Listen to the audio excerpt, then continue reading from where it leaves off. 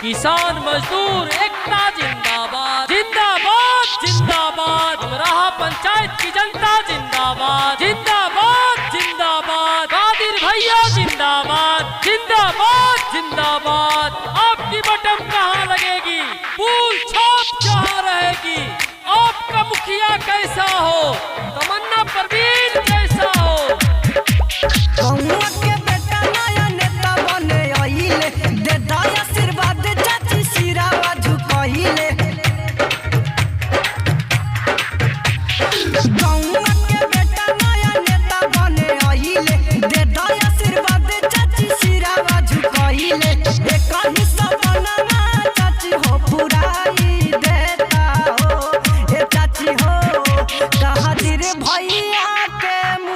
बनाई देता हो ए चाची हो, फूल छाप पर वोटा ना दबाई देता हो ए चाची हो।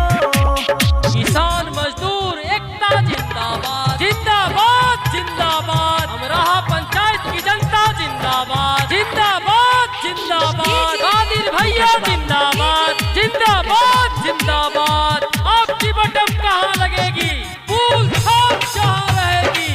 आपका मुखिया कैसा हो, तमन्ना परवीन जैसा हो। अमराहा पंचायतवा में करथुन विकास जी, रोडा नाली गली देथुन इंदिरा आवास जी। गौवा के बेटा नया नेता बने आइले, दे दया आशीर्वाद चाची सिरावा झुकाइले। एक ही सपनावा चाची हो पुराई देता हो ए चाची हो। कादिर भैया के मुखिया बनाई देता हो ए चाची हो। कादिर भैया के मुखिया बनाई देता हो ए चाची हो।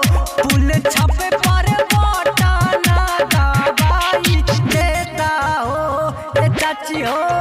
किसान मजदूर एकता जिंदाबाद जिंदाबाद जिंदाबाद। अमराहा पंचायत की जनता जिंदाबाद जिंदाबाद जिंदाबाद। कादिर भैया जिंदाबाद जिंदाबाद जिंदाबाद। आपकी बटन कहाँ लगेगी, फूल छाप जहाँ रहेगी।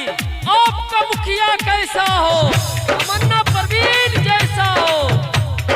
चारों गौवा में नहीं के हाल, कादिर भैया पहनती न विजयी के माला, विजयी के माला। गरीब के नेता हाथुन सब के चाहेता, नेता न बुझा चाची हाथुन इतना बेटा। फूले छपरी सनमा बटनमा दबाई दिया हो ए चाची हो।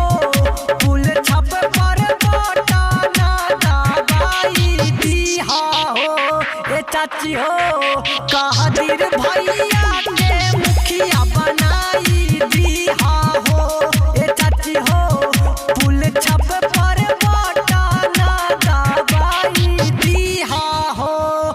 किसान मजदूर एकता जिंदाबाद जिंदाबाद जिंदाबाद। अमराहा पंचायत की जनता जिंदाबाद जिंदाबाद जिंदाबाद। कादिर भैया जिंदाबाद जिंदाबाद जिंदाबाद। आपकी बटन कहाँ लगेगी, फूल छाप जहाँ रहेगी।